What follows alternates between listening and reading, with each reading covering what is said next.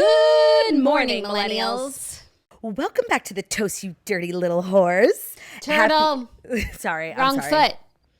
Wrong sorry. foot. And on Monday, we are starting with positivity, sanctity, and appropriateness for children. I'm sorry, I wasn't sanctious. You weren't sanctifying the toast, that's for sure. And you certainly weren't sanctimonious. No, that was not cool of me. I just got overly excited because I'm back with the swirly. Today's a huge day. Happy Monday, first of all, to everyone. Hoping everybody's having an amazing, like a truly amazing Monday. I hope you had an amazing weekend. Of course. Let's get the nice cities out of the way, okay? Yes. Today's episode is going to be incredible. Do want to let everyone know it is audio only because Turdy's studio is having some construction done to it. So she's working from home, and you know what? She's not mad. She's podcasting from bed, and she just wants to say she's enjoying it. So PFB, do with that what you will. Don't get too used to it, La Swirl. All I'm saying is I'm feeling comfortable. You're getting comfortable being comfortable? I am. I kind of love that. Like, why get comfortable being uncomfortable when you can get comfortable being comfortable? We're like, as a society, we're like obsessed with like feeling uncomfortable Discomfort. and being cool with that, you know? I'm not. For sure, but it's also weird because as a society, like we're obsessed with like things being safe and sound and people feeling safe. Yet they also have to feel uncomfortable. Make it make sense. I feel like you're not comfortable being uncomfortable, Jackie. That's the vibe that I'm getting from you. I feel like I'm not uncomfortable. Oh my God, she slayed you once, don't make her slay you again. Okay, wait, we got off track. So today's an amazing day. Obviously, we're podcasting from home, yeah. But it's also the day that the pre-sale starts for our show. So by the time you're listening to this episode, you'll probably have a little bit of time. Well, the episode's, you probably have a few minutes, honestly. Actually, what the hell do I know? You could be listening to this in 2025. Like literally, if you're listening in 2025, hey, how you doing? I hope it's all good over there. I hope I can't even think. Like, I hope it's good with you. I hope it's good with us. If you're listening to this in 2020, if you're listening to this in 2025, like that means that we're so bussin' that people are like listening to old episodes. Maybe we're on vacation, you know? So basically, Bliain Hara, you're listening to this in 2025. Bliain Hara. So most likely you're listening to this on May 20th, 2024. And if that's the case, if you are a Patreon member, our pre-sale for our live shows, that's right, Jackson Claude are hitting not really the road, more like a road. We are doing live shows in New York City and the Hamptons this summer. We have 5 shows, 2 at the Beacon Theater in New York City and 3 at the West Hampton Performing Arts Center. So yeah, it's giving. You know where I go when we're dancing, handshakes in the Hamptons. And pre-sale begins at 10 a.m. Eastern time on May 20th. That's Monday. That is today. For our Patreon members. So head over to patreon.com/thetoast. If you're a member, you'll have all the information, the links, the codes, everything you could possibly need there. And we cannot wait to see the Swirlies on the road. I actually ran into so many toasters this weekend, just like all over. I went to the Morgan Wallen concert. I did my thing in the streets. I see toasters everywhere I go.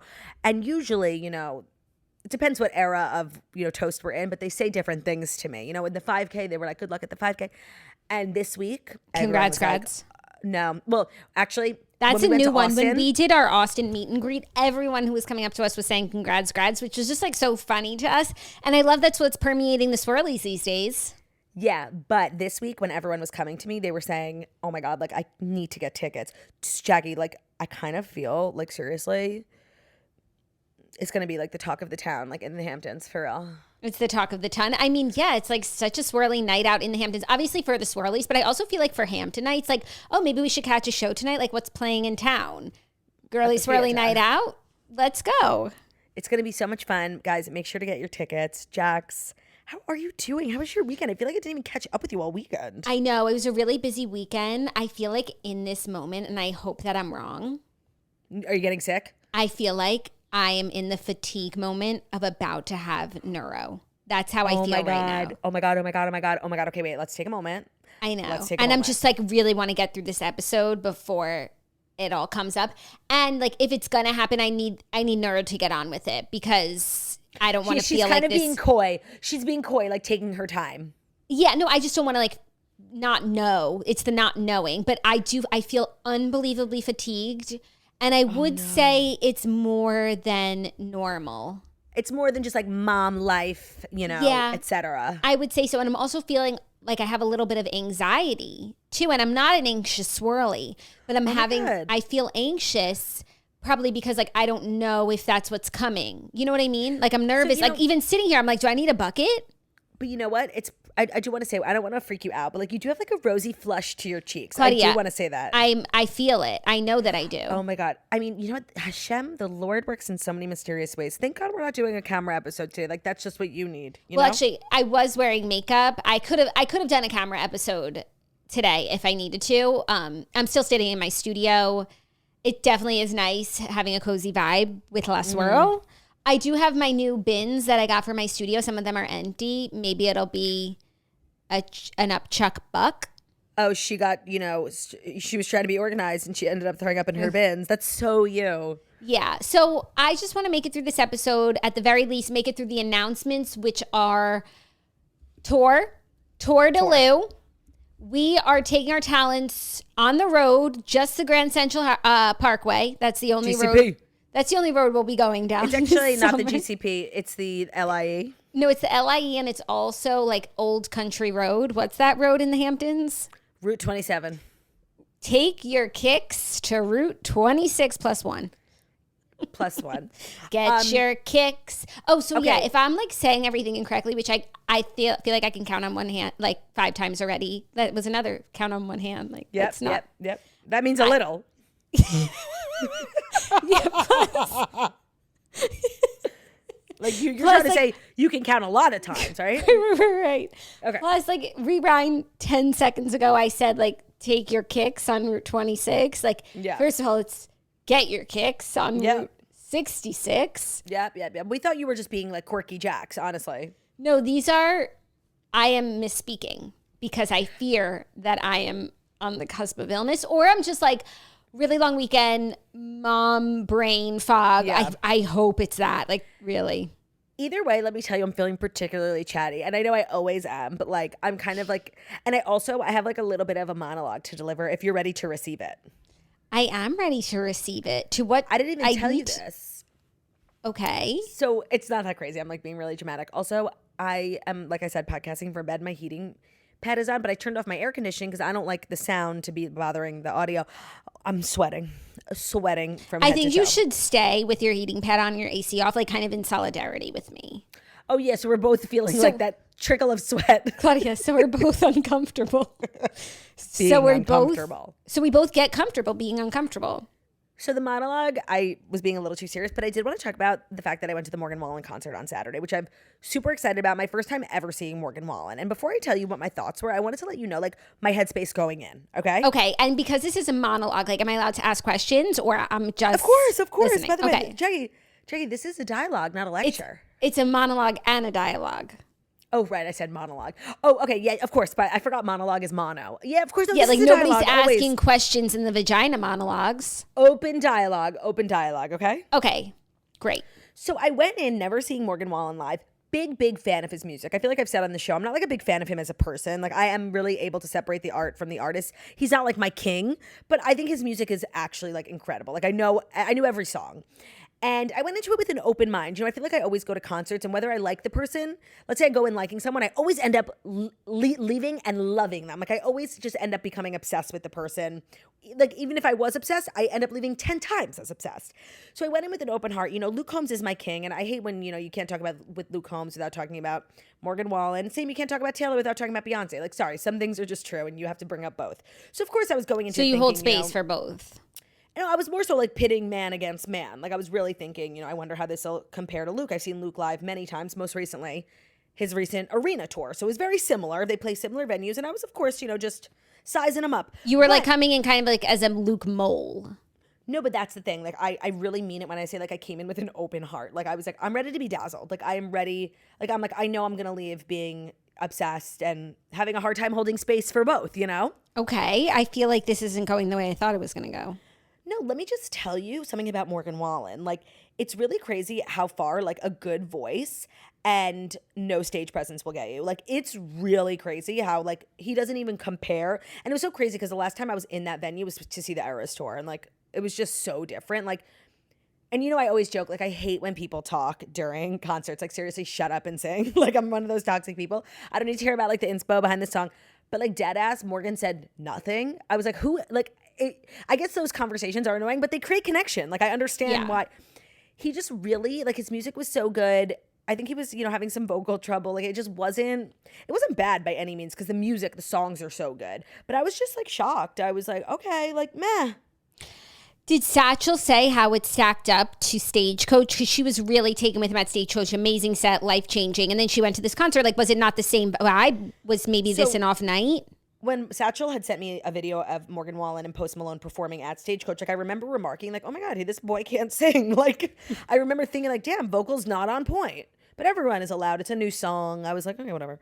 No, and Margot was like, Margot is not as critical. Let's say that. Margot's not, you know, as pitch perfect as I am. And also Margot, when she rides for someone, she rides hard. She cannot see fault. I love that about her. Mm-hmm. She blindly stands, but in a very healthy way, I find. Yeah, I completely agree. But I come into things like as a theater person, you know, from the arts. And I'm very critical of, you know, stage performance. Obviously, she did go to the College of Arts and Sciences. I didn't actually. I went to the Steinhardt School of Education, but still. To listen and learn. But there's a lot of elements to a show of that size. And like I have to say, I was in the pit and I felt like he was really like doing like something to try and like connect with the people around him. But I can only imagine what it was like, you know, in the back or up top. Like really no connection with the audience. I thought it was so interesting and like flat. Okay, well, I need to know from our audience, does that sound like an off night for Morgan Wallen, or was that your experience when you saw him too? And I'm not like a Morgan Wallen hater. I just, you know, like I said, I'm very critical of the arts as a thespian and a patron of the theater myself. Got it. Okay, well, I'm glad I didn't come in for it. Yeah, Jackie was thinking about it, but no. It wouldn't have worked out anyway because my house was sick this weekend, so I wouldn't have been able to come, but I'm glad that it didn't work out. Yeah. Well, do you have fun? Yeah, of course. I have fun wherever I go. And like the music is so good. Like no, it wasn't a bad concert by any means, but I have a very high bar, especially when you're at that level. It didn't knock your socks off. Playing MetLife Stadium, I'm going to compare you to Taylor and Luke, the people I have personally seen at those stadiums. Yeah. Your socks remained on. Socks stayed firmly on my feet. Got it. Okay. Well, thank you for sharing your truth, Turtaloo. It's important that I remain honest, vulnerable, and authentic on this show at all times. Yeah. Yeah. That's who we are. It's what we do. It's what we do. Speaking of, how's Ro? Oh, just do. Thank you so much for asking after my family. I can't really put into words how much it means, but if I had to, I would say it means the world. He's amazing. We had such a fabulous weekend together. When we went to the concert, he spent the evening with his grandparents, which you know he loved. And it was just like a fabulous weekend of Tromeo and, you know, Mom's Angel, you know? Mom's Angel? Yeah, I know about that life. You were kind enough to ask after my family. How was you and your family? Good. All good. Quiet weekend here. Literally, I feel like everyone I know has been touched by norovirus. Like everyone, it is in their homes. It like took everyone by storm in this few week period, which is actually kind of good because we're all kind of out of commission at the same time. But it's actually so crazy. And by the way, to follow up from what you asked on Friday, a lot of people did let us know it is more than possible to get notovirus exponential. The number of limit does not exist. And you're going to keep calling it notovirus, even though it's neuro. Let me tell you, I don't even know what the real name is, but I like notovirus. I like no-virus. That's what I used to call it. Because when you're on the toilet, it'll make you say, no. We're literally 2 years old, but it's so funny. But it's noro. And yeah, everybody has been struck down by it. And it's so, so crazy. Like it just came in with a vengeance. So I spoke to your husband. Did he tell you? No. So You're guys trying to get back at me? I initially made contact to hurt you, obviously. Okay. But we ended up having the funniest conversation. So one of the new sponsors on this show is Splash Refreshers. Do you know what that is? Yes. Of course. And my garage is full of it. Well, so I was like, I don't know if you were able to drink them because I was talking to your husband and he said he drank all of them. And we're like obsessed with these drinks, Jackie. You know me, I can't drink water. I swear I've been having like 3 bottles of water a day. I just ordered more on Instacart. And we're convinced like it's too good to be true. Like the label on the back, like 0 sugar, 0 how? I mean, that's like Diet Snapple. Wait, hold on. What am I hearing? Oh, sorry. I'm crinkling something. Not. Are you? I know. Claudia, I'm anxious. Me? I'm anxious. I'm fidgeting. You guys, she's anxious. So I was fidgeting. Do you need a fidget spinner? So I was just like folding this little crinkle. But you're right. Sorry, Miss Aphoniacs. Everybody heard it. Oh my God. No, but you're on my computer audio. They're on my microphone. You, there's no way that they didn't hear it. People are gonna riot. Guess what? I don't give a rip. So all that to say was that I wasn't able to turn your husband against you quite yet because we got sidetracked. We're literally launching an investigation because we think like these drinks are too good to be true. But just know your time is like, don't get comfortable. Okay, get uncomfortable because we're coming for you. I have nothing to hide. That's what you think. I've got nothing to hide. This weekend, I finally caught up on Summer House. I heard people are so excited to hear your takes, and I think everyone was like because you posted on Instagram that you're caught up on Summer House, you're firmly Team Lindsay, you can't wait to talk about it on Monday. And I think people collectively, breathed a sigh of relief because you do often come out of left field with some of your takes. No, I feel like being Team Lindsay maybe is the dominant team, but it's not a landslide. I saw people in the Facebook group being like, I can't believe Jackie's Team Lindsay. She obviously hasn't watched the most recent episode. No, I'm all caught up, and more than that, I went and watched Watch What Happens Live because I wanted to hear what people had to say about certain things. Mm-hmm. I am so Team Lindsay, like to the point that watching some of these conversations this season, like actually made me angry.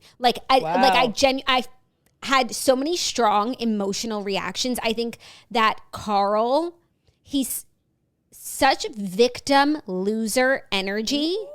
And more than that, so not only is he in the wrong, like when it comes to their fights and like their core issues, I believe he's in the wrong. But the way that he like has gone about everything this season, it's like he's trying to start fights, create fights, and have conversations with other people, not with Lindsay, to like plant seeds for the viewers so that when he finally ends it with Lindsay, it feels justified. But I don't know if anybody else can sniff that out from a mile away, because also when he has this any conversation with Lindsay, has a fight with her reactions, like she's so measured, she's so patient.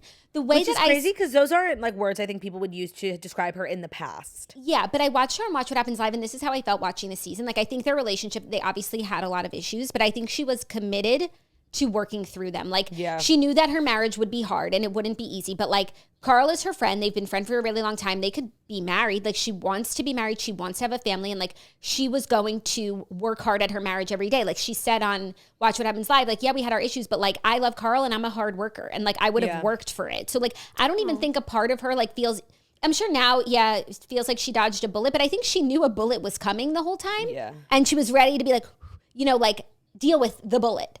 Mm-hmm. And so I don't know if she's even like, so I'm sure like everything happens for a reason. So I'm sure she's like fine with how things have turned out. But like, it's not like she thought her relationship was great. She was just going to like, life gave her lemons and she was going to make lemonade, like come hell or high water.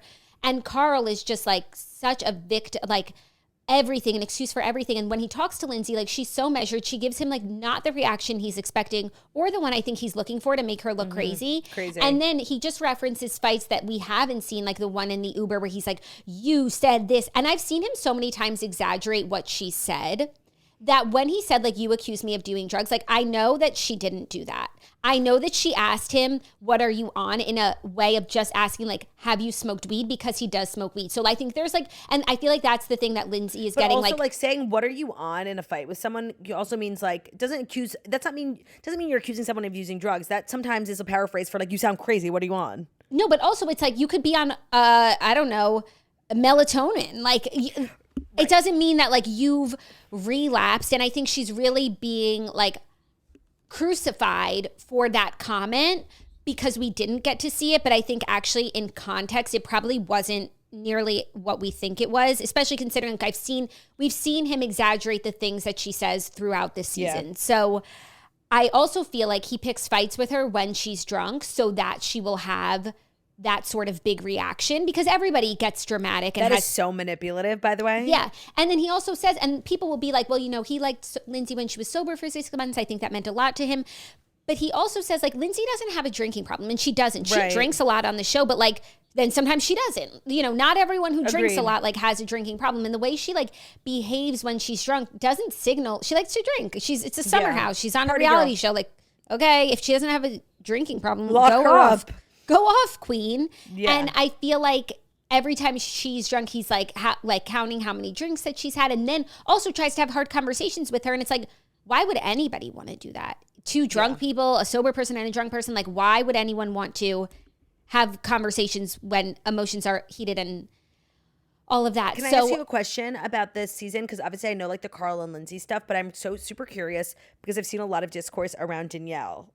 What is her role in all of this? Because she was like Lindsay's best friend and then ex-friend and then Carl, and you thought when her and Carl break up, her and Danielle are cool. So actually, And then Danielle, I saw this thing about her being drunk and saying she's a CEO.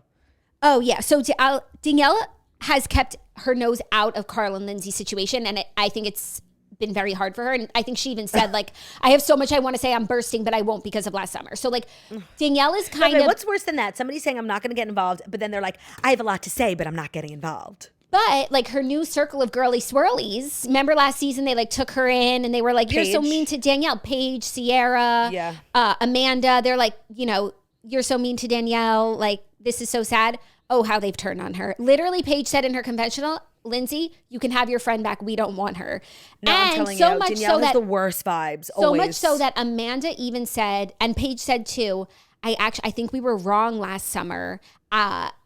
About Danielle. So like, She was first so of all, fucking I just crazy want to say last that's summer. like unprecedented that that's ever happened. And we like unpopularly took Lindsay's side. So Yep. I just want to say like, chickens Told have come ya. home to roost. Told you. It took some time, but the Yep. wheels of justice turned nicely. No, we were so firmly team Lindsay last summer, and it was so unpopular. Danielle was so fucking insane and unhinged, like at that engagement party, screaming, crying, throwing up, making everything about her.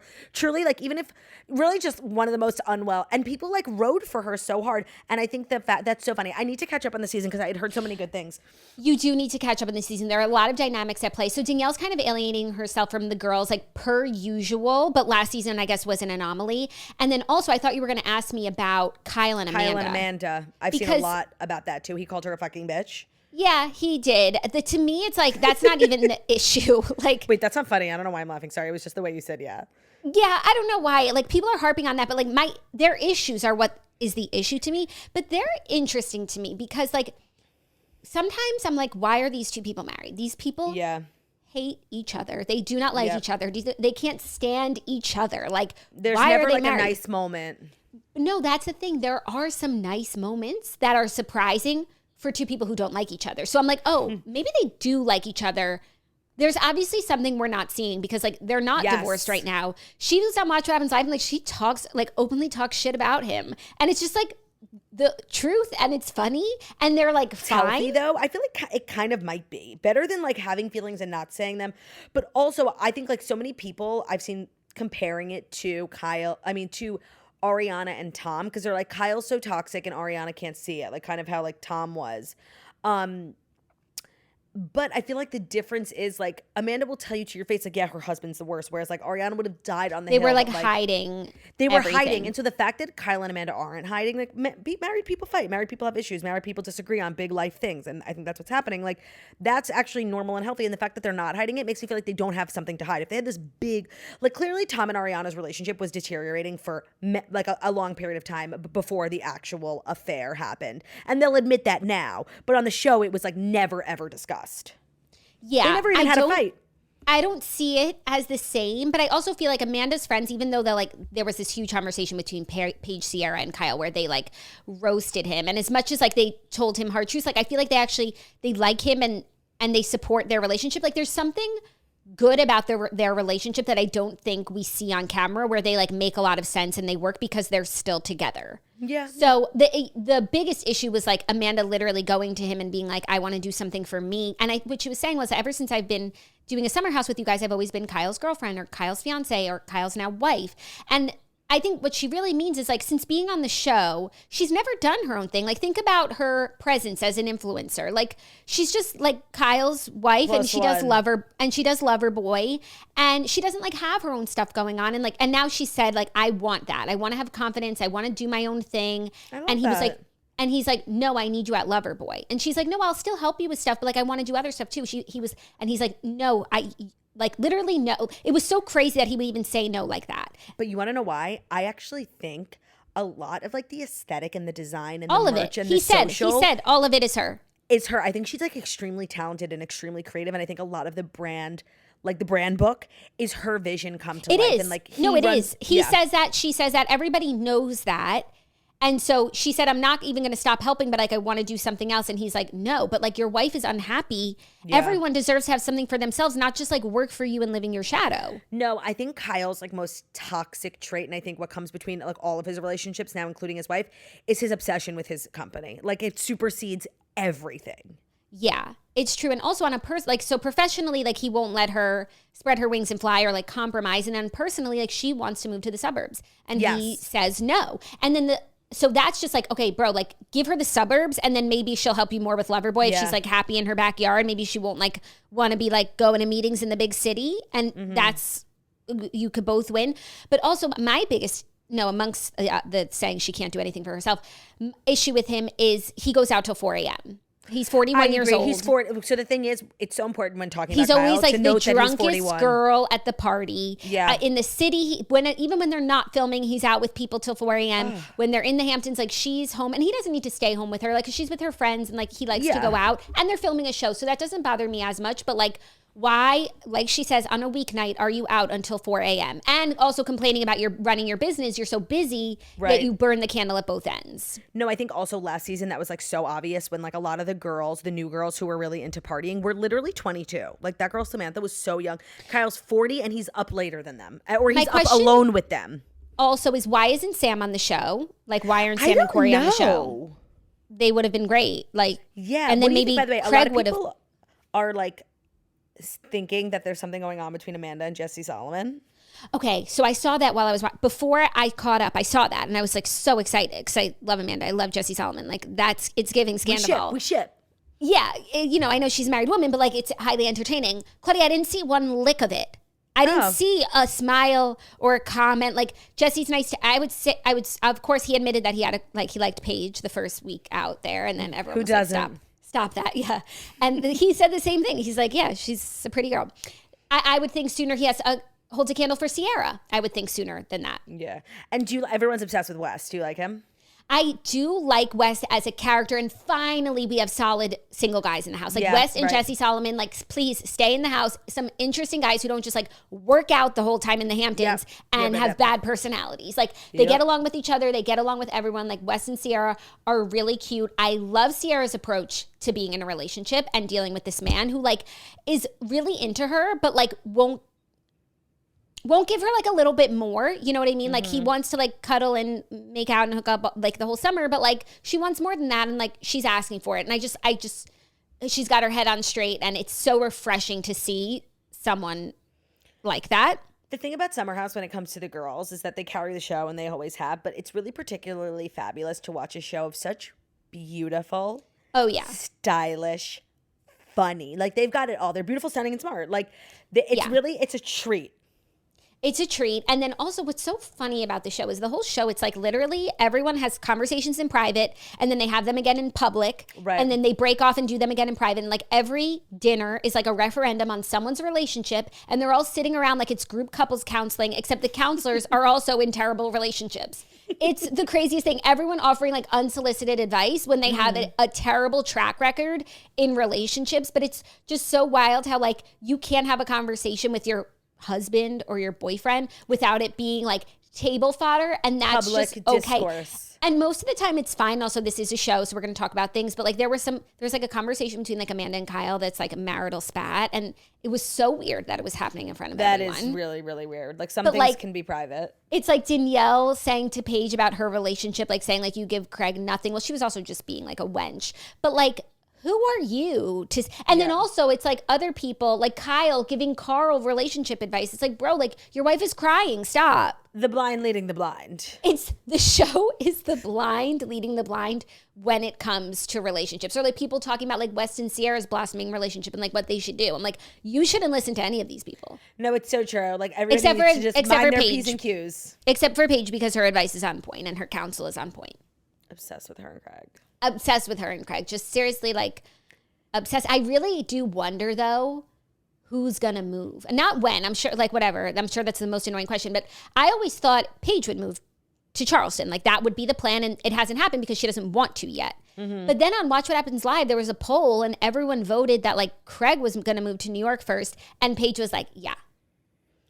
Well, I think that's more like less about like their schedules and their lives and more just about the fact that like, you know, Craig, I think, would seriously like lay his life out on the line for Paige. Like we're obsessed. Like he's like as a good husband should, by the way. I'm not fucking moving. Yeah. But when you think about like their schedules and their lives. Yes, no, she can really, they can spend the summers in the Hamptons. Like she could still do Summer House if she lived in Charleston. Could he still do Southern Charm if he lived in New York?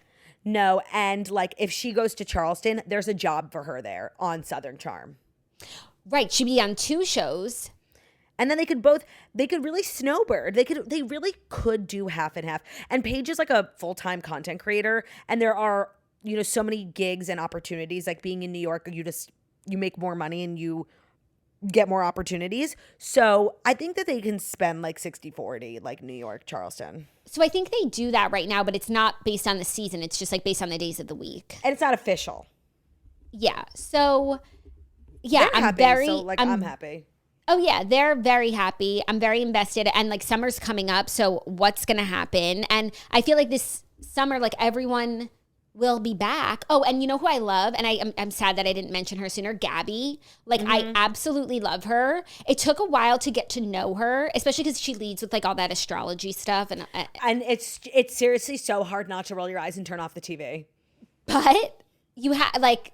Just an aside. I had a lot of respect for her last season when she didn't like immediately join the Cool Girl crew and they were all turning against Lindsay and like she stood firmly on Team Lindsay, like, and it wasn't popular. And I think she just like had a like went on what she thought was right and fair, not what like, the viewers would think. She has a good friendship with Lindsay, and she's actually like a pretty good bridge. But like Lindsay's getting along swimmingly with the girls, and also Carl. This is classic Carl, victim energy. He's like talking about how he doesn't talk to other people about his issues with Lindsay because like she would get mad if he were talking about their issues with other people. Like he's scared of her. I think he literally said something to that effect. Like I'm afraid. He said like I'm afraid of her. Like meanwhile, every weekend Lindsay goes out and she's telling the girls everything, not in a bad way, like opening up to her friends sort of way. Like Lindsay is being like so honest about their relationship, not sugarcoating it whatsoever, not demonizing Carl, just like airing her frustrations, not hiding anything from the cameras or from the house. Like what? Who are you talking about, Kyle? Like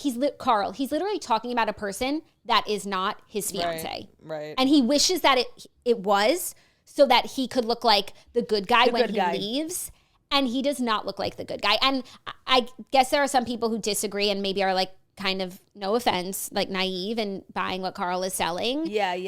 And they're gonna be like, Jackie, how could you? Like, I am so firm on this. Nothing's ever been clearer. Oh, wow. Nothing's ever been clearer. I'm so glad that you're all caught up. You're making me definitely want to watch. I keep meaning to call you and say that you have to watch. Okay, by the way, I'm on it. And they just taped the reunion. Looking forward to that. And I'm looking forward to the Fast Five. You've got 5 fabulous stories for me. Is that correct? I do. Yeah, actually, we have a lot of stories today. I would say the theme of today's stories are romance. Oh, my God. Are you trying to wine and dine me, girlie? Always. Without further ado, here are the Fast Five stories that you need to know. Today's episode of The Toast is brought to you by Quince. The weather is getting warmer, so it's time to say goodbye to jackets and sweaters and say hello to shorts and tees. We wanted to update our wardrobes for the long haul without spending a fortune, and luckily, we found Quince. Now we've got a lineup of timeless pieces that keep us looking effortlessly chic year after year. It's no secret that Quince has become one of our favorite sponsors here at The Toast, mostly because what they stand for is exactly what Jackie and I, me specifically, have been trying to accomplish in the last year or so, is investing in fewer pieces but better quality. And Quince is perfect for that because they are super, super affordable, and I feel like they have really, really good pricing. They have premium European linen dresses, blouses, and shorts from $30, washable silk tops, timeless 14-karat gold jewelry, and so much more. The best part is that all of Quince's items are priced 50 to 80% less than similar brands, and they do that by partnering directly with top factories. They're cutting out the cost of the middleman and passing the savings on to us. Quince only works with factories that use safe, ethical, and responsible manufacturing practices and premium fabrics. which we totally love, obviously. And also, most importantly, the clothes are amazing. I have amazing cashmere sweaters, great linen pants, great trousers for work. So get warm weather ready with Quince and go to quince.com/toast for free shipping on your order and 365-day returns. That's QUINCE.com/toast to get free shipping and 365-day returns, but only when you go to quince.com, QUINCE.com/toast, quince.com/TOAST. Today's episode is also brought to you by Masterclass. And if I've been acting different recently, it's because I watched Kris Jenner in a Masterclass and I'm feeling so confident. Queen giving literally some of the best advice. That one was perfect for me. You can choose from so many different people on Masterclass. But when Kris Jenner was like, if somebody says no, you're talking to the wrong person, I was like, yes, Kris, that's so true. Don't tell me no. This year, learn from the best. Become your best with Masterclass. Don't just talk about improving. Masterclass helps you actually do it. They offer over 180 world-class instructors. So whether you want to hear, master negotiation from Chris Voss, or you want to learn to think like a boss, you can do that with Martha Stewart.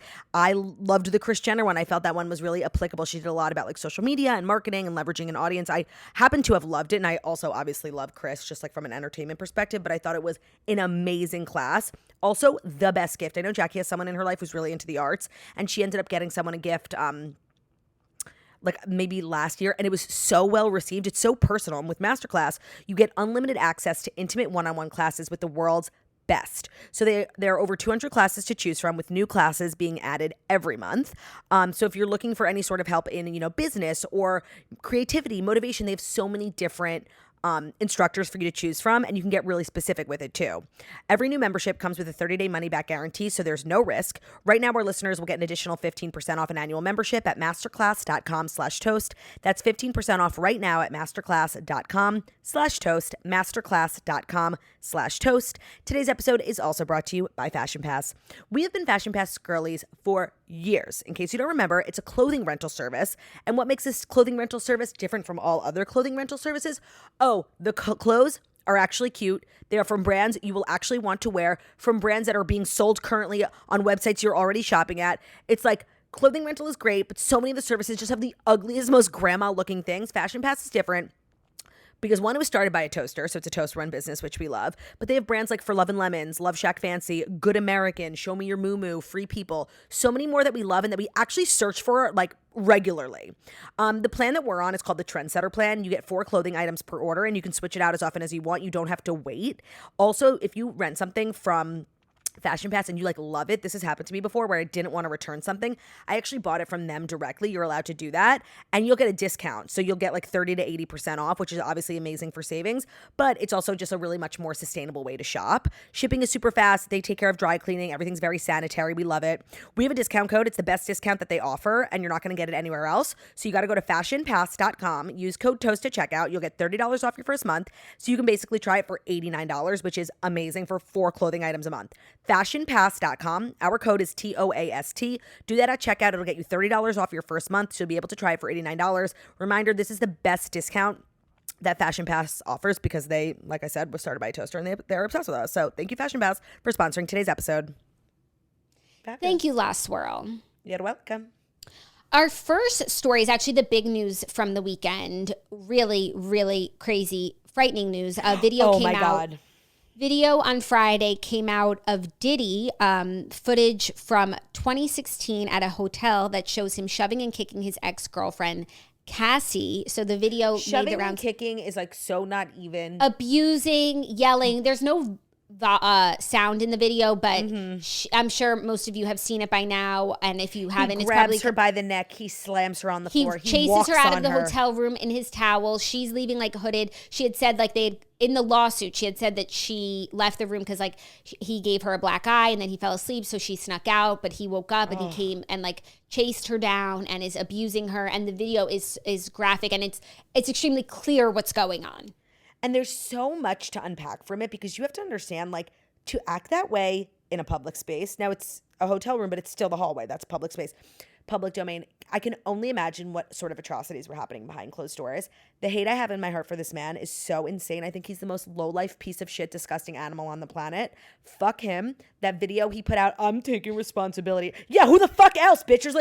And it's literally the definition of you're not sorry, you're sorry you got caught. Like, no, we never honestly, would have heard from him. He can eat my fucking ass. I hate this man. I didn't think the situation could like make me any angrier until he put out this video that had my blood boiling. He said it's so difficult to reflect on the darkest times in your life. Sometimes you got to do that. I was fucked up. I mean, I hit rock bottom, but I make no excuses. My behavior on that video was inexcusable. Like, if you think for 1 second anyone thinks that that was an isolated incident and that was the worst of it, that was rock bottom. That's how you behaved outside of the room. Like, yep. Like, he'd be better off not releasing a video. What he should do is sell his assets, hoard his money, sell his assets while they are worth something, save his money, and go live a quiet life and pray he doesn't end up in jail.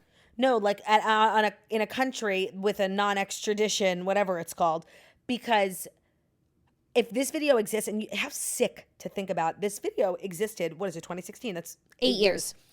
I don't know what happened in the world of Diddy that caused this one particular video to get released, and I'm sure it is a part of evidence that like Cassie probably spent years putting together. I'm sure there's tons of other footage like this. I don't know what the hell happened to make this one video, and this probably isn't even the worst of it. I'm not sure why we're seeing this video, but the fact that this hotel had the video, gave it to, like, so many things had to happen, and it took 8 years for this video to see the light. Like, how many people were involved in covering this up really makes me sick. I only wish genuinely the most miserable life for this prick. Oh my, it was such a fucking upsetting video. And I feel like there have been a couple of videos, and it's always like elevator footage or security footage from a hotel that have come out about public figures. I feel like I remember one of, and like certain ones like stick with you. I remember that NFL guy. He was just so big and she was so small. Like, it was so, the difference in their sizes was so like obvious in the video. And it's something you like never forget. I just watched this video. I don't even know what I was watching at first. I might not have even chosen to watch it, but it will stick with me. It horrified me to my core. I will never forget it. Yeah. Rotten hell. Like, seriously, rotten hell, you low. There's I don't literally even have no words. path. The thing about the reason why it's so, I'm actually shocked that he put out a video apologizing, taking accountability. Yeah. Like, there's no path you can't back. show your face. There's no path back to polite society. Like, none whatsoever. The civilized, we remain over here. You are not a part of us. You actually cannot sit with us. Right. Like, I can't believe that he showed his face, and for what? There's that was brave. There's nothing that's going to, even if, like, I don't know, for shareholders or something, like, this moves no needle. No needle has been moved. In fact, it moved the needle backwards for me. That, like, oh, you really think that, like, this is something that can be apologized for? No, him saying I take full responsibility. Like, who else? It was you. We saw. No, it's not funny. But, like, the fact that that anybody, that he or the people around him, like, thought, like, okay, well, so we'll put out an apology video, like, that would mean anything to anyone is comical. It proves how really nuts he is. Like, and men like that, even men who aren't like famous and wealthy and who are abusers, like, they're sick in the head. They think they're fucking like stars. Yeah, and he probably has like a god complex for being like so successful so many years and getting away with so much. This guy is an actual star. Like, he is the worst of the worst who then became a successful godlike figure in culture. I can really only imagine how fucking evil to his core he is. Like, seriously, low life. Oh my God. And you know what? I hate to like bring this up, but it does make so like, and I think a lot of people have thought this for a while, but like the mysterious death of Kim Porter, his longtime wife or girlfriend, it just makes everything, questionable now. No, I don't know, actually. You don't know Kim Porter? No. So after Cassie, I'm just Googling so I have the exact right. She passed away in 2018. She was a model and she dated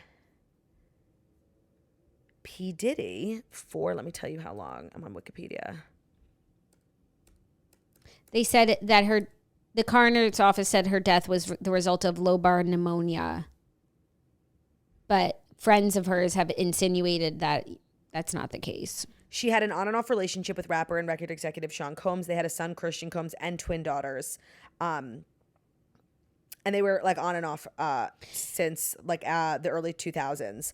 So a friend of hers also wrote she was just about to turn in a book she wrote about her life, and then she suddenly just died. Pneumonia can be faked so easily by a doctor at the morgue.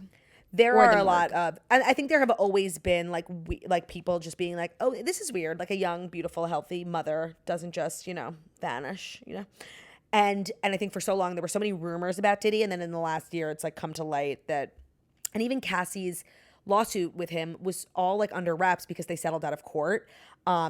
So there was like never really anything firm, but like weird vibes, like Kim Porter. And no, there's so much more here and it's sick. It's really sick. Plus all the federal stuff, the human trafficking. Right. The parties. Yeah, but to like, this is so personal. Yeah. And just the sheer fact that it was done like in a public square, like seriously sends a chill down my spine. Yeah. Yeah. Well, we'll keep you posted. No, I'm like dead ass. Like, I'm going out of my way to like not, if I'm in a restaurant and they're playing that music, I'm leaving. Like that's how mad I am. No, like if there's Ciroc at the bar, goodbye. No, I want this man cut out of culture. Like for real. Yeah, for real. For real. You will not catch me. And if you guys see me listening to a song, you say, and oh, Claudia, did you know Sean Diddy produced that? Because I might not know that. Please let me know. I will not literally ever fuck with this man. Mm-hmm. Well, frightening, but are you ready for our next story? Yes. Gonna just switch gears. They said romance news. Yeah, sorry. Now we'll get to the romance news. Okay, thank you. Switching gears. Because the rest do follow a pattern. Okay. But this is shocking. I know I said on the show literally a week ago, and then the universe was like, okay, we'll show you. I know I said I couldn't be moved by any celebrity breakup news, that it wouldn't actually shock me, in my personal life. Yeah. Like there's nobody out there currently that you're riding for. It wasn't even about riding. It was about like caring enough to care. Yeah. Caring enough to care. And this wasn't even a couple I cared that much about. But what are you talking about? Rumor is that Ben Affleck and J-Lo are splitting up. And the way I was shocked, literally my reaction was, no. Okay, by the way, yeah. I'm so glad we're talking about this because it's unconfirmed, but there are rumors that like it's and really like there's not a going well. lot They're living separate lives. There's a lot of rumors swirling amongst the Swirlies. And let me just tell you, I'm tired of rumors, Swirlies. You couldn't write something funnier than like we've been talking about J-Lo's flop era, and so many of like the core moments of her flop era, and I think like things we could look on are like those 2 movies she released.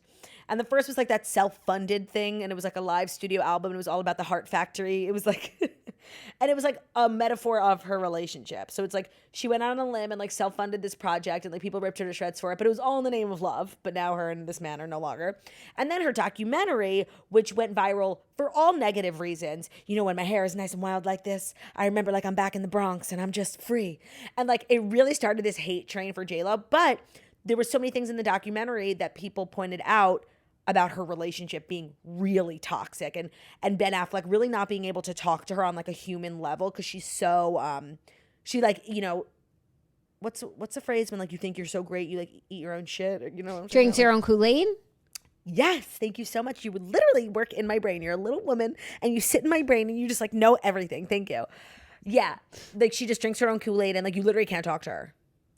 Oh, interesting, because the only person that I know who watched that documentary was Olivia Oshry, who came away with it with such a love for Ben and Jen. But let me tell you, Olivia Oshry is so special because one thing about Olivia Oshry is to her core, she's a fucking hater. She could find something to hate about like the most delightful thing, and that's literally one of my favorite qualities about her because I'm the same way. But she like hates on the most random things. Like it's never the obvious thing for Olivia. Like, so you're saying like when something is hateable, actually Olivia's going to love it. Because with Olivia, she's not a lead. She's not a follower. She's a leader. She's a thought leader in her community. You can't tell Olivia Oshry who to hate. For sure, but like I didn't feel like Olivia Oshry came to that conclusion by way of proving people wrong. Like I feel like she genuinely watched it and her takeaway was like they have an amazing relationship. Like their love is so beautiful. It's an amazing thing to see. Let me also say that a lot of the hate comes from like snarky Gen Z TikTok. And I do feel like Olivia Oshry perhaps is like the target demo for J-Lo. Like Olivia grew up in an era where the J-Lo music like seriously was a soundtrack to her childhood age-wise. I think that like Olivia's a real believer in love and like fairy tales, and that's so J-Lo. I actually think like I had never thought about it before, but I think Olivia stans J-Lo. Perhaps she does, but let's get to the news at hand. But I do want to say I do feel like a lot of my strength and belief in their relationship like came from just Olivia's, she didn't even know it, but she just like mentioned that, oh, like their OTP and I took that as fact. So then That's to come beautiful to find that out, your older sister has like such an influence on you. I love that. Yeah. I don't know why I guess I wouldn't. how you must feel about me. Like That's how you must feel about me, bitch. no, like you feel that like it's so beautiful that my older sister has an influence on me. Oh, yeah. I feel that way about you feeling that way about me. Thank you. Yeah, I said it in a confusing way. Thank you for taking ownership of that and accepting accountability. It's a pleasure.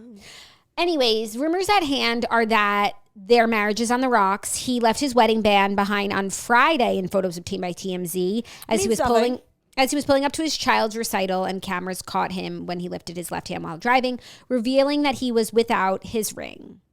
No, not wearing a ring literally means nothing. I need as a society, even though a man, actually, I take it back. Ben, does your husband ever take off his wedding ring? Like shower, pool, sleep? I don't think so. Ben Toffer has never taken off his wedding ring, except one time he was playing with it, waiting for the subway, and it fell into the tracks. And then we had to get a new one, and that was the last time he ever took it off. I actually don't even know if it would come off. So for a man, it actually feels a little bit more intentional. They don't take off jewelry on and off like we do for workouts and stuff. Okay, but I feel like for Ben Affleck, like wearing one piece of jewelry every day is hard for him. Like he doesn't seem like a jeweler. He seems jewelry adverse. And this is just me, making excuses.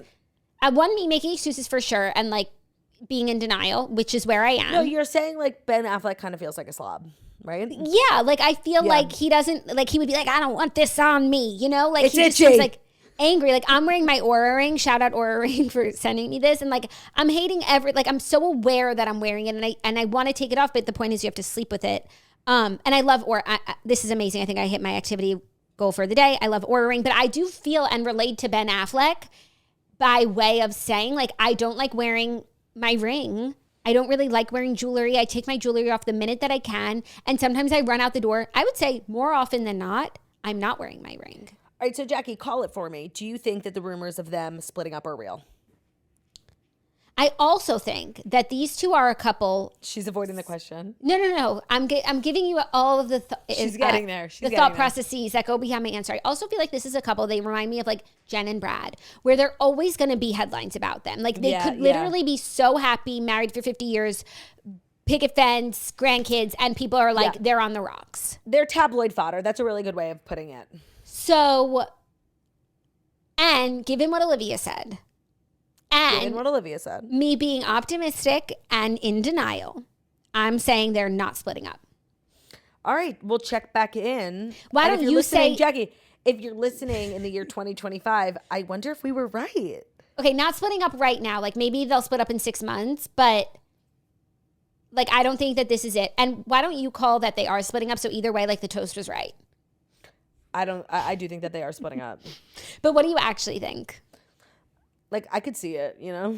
Like, the news, it wasn't the craziest thing to me. Like, I could definitely see it. Oh, like, to me, it was the craziest thing I could read that day.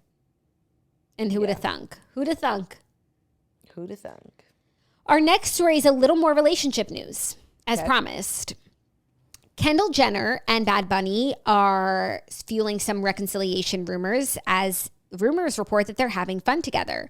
So she was spotted at his concert over the weekend and apparently are spending time together when they can, a source told Entertainment Tonight. There's always a strong connection between them whenever they're together, and they have the same chemistry that they've always had.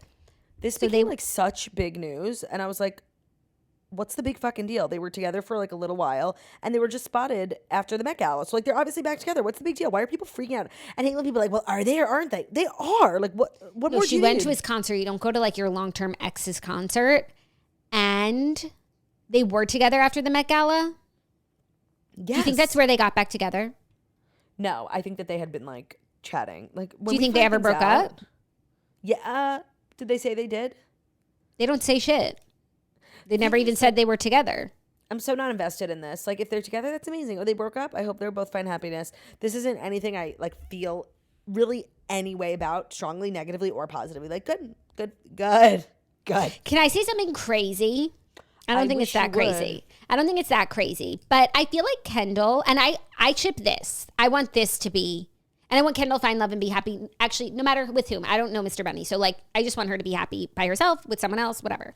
Like, I'm coming at this from a place of like, oh my God, happiness. just say it. No, you just have to cover all your bases before you say something like I'm about to say. I feel like she's always in on-off relationships. There's always on and offness. And I feel like not everyone's like that. Do you know what I mean? Yeah, like sometimes you just break up with the person and you never see them again, or sometimes you don't and you get married. Like, yeah, but like on off with like everyone. It's not good. Like, yeah. I was thinking something differently. Like, what do you think it's like to be Kendall Jenner? Just in the sense that like, oh, there's like a new TV show or like a new whatever, and there's like this hot guy, and like any guy in the world you could have, like seriously any single one. I think it's a lot of pressure. Okay, do you think there's a straight man on earth who wouldn't like want have to a date Kendall with her? Jenner? Wouldn't want to go on a date? Yeah. Well, there's always like one of anything. People are seriously mentally ill these days. No, it's true. It's a good point. But like, I wonder like that power, what that must be like. I feel like I think it's a lot of pressure. I think, and I imagine that's a part of like a lot of the anxiety she feels. And she doesn't like always go for the obvious choice. Like obviously she dated Harry Styles. That's like the most obvious one. But other than that, I feel like she gets creative. Like who in the world was Ben Simmons, Yeah. Devin Booker's not a nobody. He's not a nobody, but he's like a short king, and he was on like kind of a random team. Kind of, like yeah. He was on the Lakers, like or the Knicks, or it's Mavericks. It's not like Danilo Gallinari.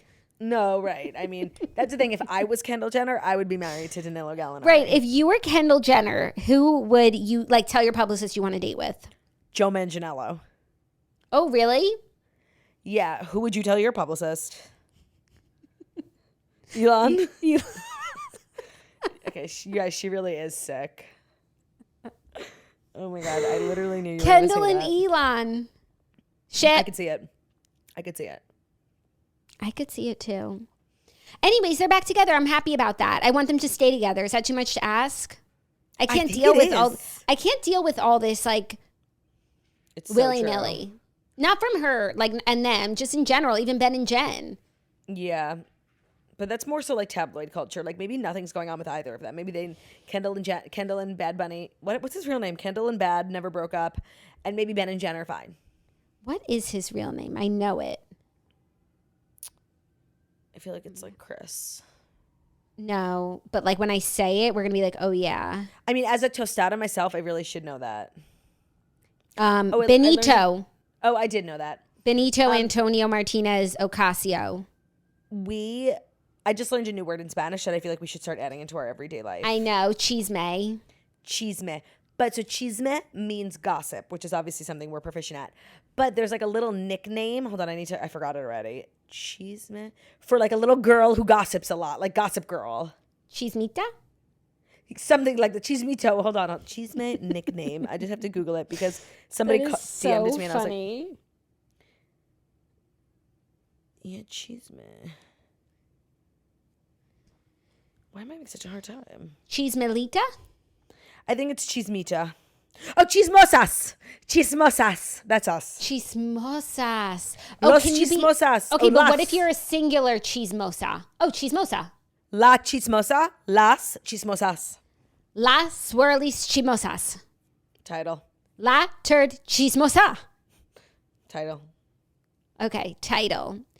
Are you ready for our next story, which is some more relationship news? It's story number 4. Yes, I am. Oh, no, I'm not. Today's episode is also brought to you by FrameBridge, the best, most efficient, smartest, affordable way to get things framed, because it should not be so hard and so expensive to get a photo framed or your diploma framed. It's so easy. You can order online at framebridge.com, or they also have retail stores now. And how it works is you'll upload a digital photo on the website for them to print and mail your item using their free, secure, prepaid packaging. They also, like I said, have over 20 retail stores, and they're basically going to custom frame for you. They're going to make it so easy. It's going to come out looking better than ever, and it's so much more affordable. And again, you don't have to leave your house, which of course I'm personally obsessed with. It's so great to have these memories framed. Jackie's really good about that. She has so many good current things framed in her house, and that's something I really wanted to start getting better with. But before I knew about FrameBridge, I was like, no, I'm not going to the framer. Like, what am I, 100 years old? No, it's easy and affordable. It's fair and transparent pricing. They have a curated selection of frame styles. They have fast service, free shipping. It makes a great gift. It's also happiness guaranteed. So if you're not 100% happy with your piece, they will make it right. See why FrameBridge has been trusted to frame over 2 million pieces. Visit framebridge.com or a local Framebridge store to get started and custom frame just about anything. I love that you don't have to have the photo printed. Like, what is this, 1995? You can just upload it from your phone. How many good photos do you have on your phone? Now you can get them framed. Framebridge.com, that's F-R-A-M-E, bridge.com, or head over to a Framebridge store, framebridge.com. Today's episode is also brought to you by Chomps. Do you ever wish there were more than just 24 hours a day? Because same. Luckily, Chomps knows that real life demands real ingredients, and that's why they make healthy snacks perfect for a life on the go. So get ready to find out how good healthy snacks can taste with Chomps. Every bite is bursting with bold flavor and comes in a variety of flavors for everyone. It's got 0 sugar, up to 12 grams of protein, and it's low carb. They're chompable flavors that you can take bigger, bolder, and better bites of every time. They come in 3 different types of meat. So they have grass-fed and finished beef, venison, and antibiotic-free turkey. Chomps are made simply with natural ingredients. You can feel good about it. They're filled with the highest quality, sustainably sourced meat without any fillers. So you can feel good about what you're snacking on and what you're bringing into your home. Chomp sticks come in 10 delicious bold flavors. There's a healthy snack option for everyone. You can grab a variety pack to satisfy the whole family's taste buds. There are even smaller chomplings for a quick little snack for any of the kids in your life. With thousands of 5-star reviews, snackers around the world have satisfied their hunger cravings with Chomps. Even better is that you can order online and have them delivered straight to your door, and you can subscribe for ongoing savings. I love having a snack subscription. Like, what is something I always need to have on demand? Snacks. Thank you, Chomps. A snack subscription. Right now, Chomps is offering our listeners 20% off your first order and free shipping when you go to chomps.com/toast. You have to go to chomps.com, chomps.com/toast to see all of the delicious flavors, and you'll get 20% off your first order and free shipping. So that's chomps.com, chomps.com/toast. Do not forget to use our link so they know that we sent you. Thank you, Chomps, for sponsoring today's episode. Enjoy the rest of the show. Thank you, La Swirly. Chismosa. Okay, our next story, super cute relationship news. Finally, like some consistency and some steadfastness and loyalty around here. Finally. Travis Kelce reveals his favorite song off of Taylor Swift's new album, and he revealed his top 3 favorite Taylor songs at the moment, all of which are extremely telling. So he hosted his Kelce Jam this weekend, the second year of his music festival, with his brother, the other Kelce, in Kansas City, featuring performances by Lil Wayne, Diplo, 2 Chainz. Speaking exclusively with people at the event, he revealed his not-so-surprising favorite song off of TTPD. He said, "I might be a little biased to So High School, but that's the one." And then he said his top 3 Taylor songs are Blank Space, The Alchemy, and then So High School. But if The Alchemy's number 2, why isn't it his number 1 from the album? I think maybe the second question was like in no particular order, you know? No, but I do feel like Blank Space is his fave. But maybe I agree. But that 2 and 3 are interchangeable, but definitely Blank Space is his fave. He like lights up when that one comes on at Arrows, right? Yeah, he does. I love that he's like not growing tired of being asked about her, because I think people who like have their own things are always like so like, I'm so much more than like Taylor Swift's boyfriend. Like you are, but we don't give a fuck. No, it's so true. It's such like an attractive quality.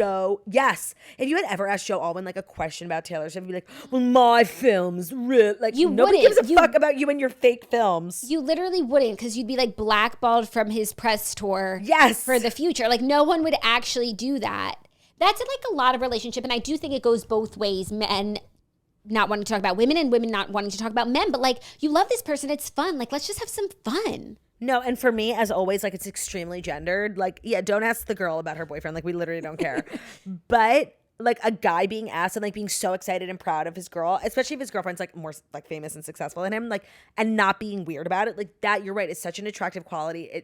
I feel like it represents like a real sense of security, and like we're gonna stan always and forever. But no, like let's talk about your dumb movie, Joe Alwyn, your period piece. Again, he made the same movie like 6 times. Yeah, but I also think like when you're so secure in who you are. Like, I feel like with Joe Alwyn, it's like if they asked about Taylor, they wouldn't stop asking about Taylor. Right, because like at the end of the day, like Joe Alwyn like, seriously wasn't famous for anything. I know he had been in movies, yeah, but he wasn't not successful. No, but he wasn't a person whose name he would have just been like a British actor who shows up in random things. Like nobody would know his actual name. Yeah. I just think Travis is like really secure in who he is, so he doesn't mind if the conversation is not always about him. And as stated, that's an attractive quality. Yeah, like at the end of the day, I think the whole theme of Travis and his relationship with Taylor is like, it's not that serious. He doesn't have to like think about every question. Like you gotta ask a question and he'll answer. The end. But like it is serious. Yeah. Patty Stanger said that he should be proposing by July. So there are rumors that they're engaged, but like they're like, you know, I mean, you know, where's a great place to get engaged? Paris or Lago de Como. Or Sweden, you know, like. Or Sweden. No, but he wasn't in Sweden. He went back for Kelce Jam. Kelce Ballerini Jam? Yeah. They should have her perform. 1000%. I'd perform. No, but you're not Kelce Jam. No, but I have 2 hit songs, so I would do it if they wanted me to. But I'm probably like busy. Yeah. Or is it not also like a podcast festival? No, I think it's music. But they're a podcast. Yeah, is it his or with his brother? With his brother, and they've been doing it since before the podcast. Got it. Well, they should add a podcast component, and then actually we'd be eligible. And then maybe if they had a business that they would care about, but they would know what it's like, but they don't. But they do, and they still don't. Right. They have a business, but they still don't care. Are you ready for our 5th and final story? Yes. It's something that I need to break down with you. Okay. It's food news. It is food news, technically. Okay. McDonald's is adding a sad option to replace the Happy Meal smile. So, no fucking way. In honor of Mental Health Awareness Week, McDonald's is acknowledging that sometimes a happy meal is actually a sad meal. TMZ reported on Wednesday that the UK division of the company is emphasizing mental health from May 13th to 19th with a major rebrand of their iconic Happy Meal, dropping the smile from the box and the happy from the menu item. This is dead ass disrespectful to anyone who's ever struggled with their mental health. Like, for real, like, is my mental health a joke to you? No, and it's like, this isn't helping mental health. Like, if anything, if you're actually like think that this would have any sort of reaction on someone's mental health, which maybe it would, like, I do think it would be negative for them. It's like, sometimes you need to see a smile. Sometimes you need to see the word happy. Like, of course, no, let's give in. Like, literally, this is just us giving in and giving up. The erasure of smiles and happiness is not good for overall mental health. No, dead ass. I need the World Health Organization to get involved. Like, this is really bad. Like, this, I seriously, I think it could. I'm thinking about my own mental health right now, like how I feel since knowing this story before and after. Like, my mental health has deteriorated vastly in the last 15 seconds, and it's all on McDonald's. And during Mental Health Awareness Month, how dare they? When I climb into bed, I start feeling sad. Period. No, and I do feel like sometimes when you're going through something, like seeing something could trigger you. Like, sure. But when it applies to like being sad versus being happy, that this is not the case. Like, we need Jackie, I don't think that they're seriously thinking that these boxes are gonna, like, they're not thinking of it in the real world, like, tangibly helping. They're thinking like, we're spreading awareness. Well, your awareness sucks. You don't think it's meant to be like, you know, we know not everything's happy.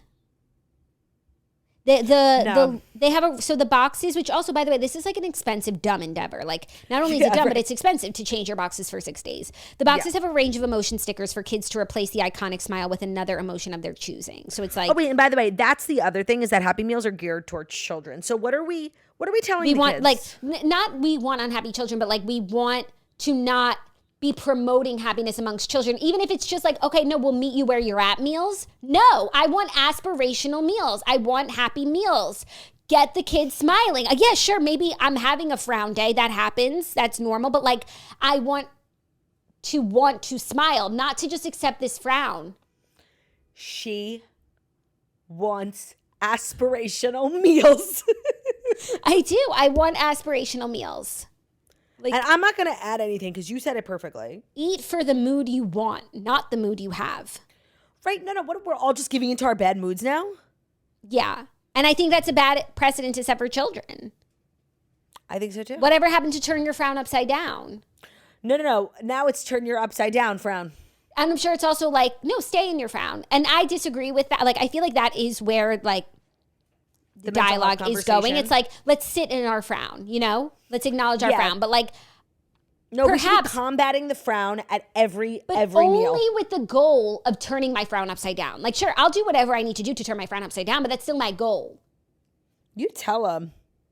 We're just getting like really far. And I also feel like, I mean, the proof is in the pudding. Mental health has never been like a bigger topic of conversation in history. No, but mental health has never been worse. It's in the shitter culturally. That's what I was going to say. Like, in history, we have never spent as a society like more time, energy, resources talking about dealing with mental health, and mental health has never been worse, period. Now you might say like, because mental health is so bad, we have to do all those things, but no, I think that I think that they are related to each other. I think the toast should be mandatory viewing and everyone would be fixed. And have a Happy Meal too. Well, that's for damn sure. Like, I feel like a Happy Meal is exactly what this world needs. Yeah, no, of course. No, we're getting rid of the Happy Meal. Oh my God, like the mental health crisis is about to get 10 times worse. Yeah. Can I ask you a question? Like, now that we've done the Fast 5 stories and at the very beginning, like you thought you weren't going to make it through and you were going to crap your pants. How are you feeling? Your cheeks look less red, just letting you know. Maybe you were just tired. I do feel a lot better. Thank God. I mean, maybe I'll climb into bed and throw up my guts. But no, I didn't deteriorate. And my face is still really flushed and warm. But that's like a regular day in the life of me. Yeah. You know, maybe. Of a flesh to. You know what? I wonder if my Oura Ring has any news for me about like why I'm feeling this way. Don't they like take your temperature and monitor your heart rate? Do they take your temperature? That would be so smart. Yeah, they can. I think they can. They do, but you might have to like connect it to an outside app. I know it connects to like Natural Cycles. Well, that way if you want to track like your period and stuff. Oh, I reached my activity goal just now doing the toast, talking with my hands. The toast will get your heart rate up. Yeah, let's see about my, where would it be? Resilience? Like, calibrating my resilience. My readiness? Everything is in the blue. I think I'm good. But Claudia, you're getting an Oura Ring, right? I can't wait to share notes. Yeah, I got one. I'm really excited. I can't wait to share notes and see how you're sleeping. I hope that everyone listening was able to get their tickets. Guys, thank you so much for listening to the Toast and Millennium Morning Show, where we deliver the Fast 5 stories you need to do every Monday through Friday on YouTube. So if you're watching this on YouTube, please feel free to subscribe and give this video a thumbs up. We're also available as a podcast and where podcasts can be found. So that's Spotify, iTunes, Stitcher, Public Radio, iHeartRadio, CastBox, all the places where you listen to podcasts. Find us, Toast, leave a 5-star review about how beautiful, about how stunning, and about how wickedly talented we are. Have an amazing day, and we'll see you on Tuesday, where we'll choose you. Love ya. Bye.